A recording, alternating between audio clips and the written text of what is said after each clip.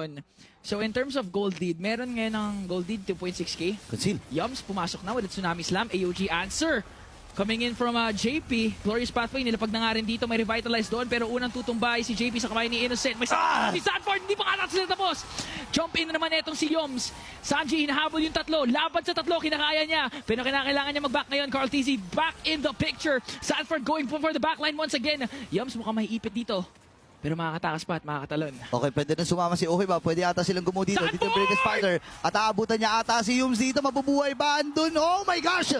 LTC, tuloy lang ang paghawak sa Lord. Conceal ay gagawin na. Ayun na, si Kram ata magiging target nila. Ibaburst na nga nila ito. May lalapag yung Glorious Spider. Yes sir, nabuhay siya. Pero doon sa may padali ko na may 1v1 na nagaganap! Philippines. Men, hindi umubra yung Sky Prince. Hindi talaga lumipad, pero si Sanford ang nalipad. Stormy ang nakakuha noon at pwede nilang basagin ito. At Tsunami Slam binitawan! Sanji nilabas na pati yung Zaman Force nandiyan na. Kram na pag-Glorious Pathway. Palayo pa rin si JP. Nandun lang sa gitna. Wala silang pake. Walang damage ang SRG OG. Immortality's pop. Yums is the next target to fall down sa gitna. Nako, 30 seconds pa para dito kay Yums. At nandito pasugod ang Team Liquid Philippines. Si Sky sa tumatahe, pero si JP, naku, binurse ka agad dito ni Stormy. Pero yung Lord focus lang sa goal. Innocent! Ay! Pinura ni Ohim. Kaya naman Team Liquid Philippines.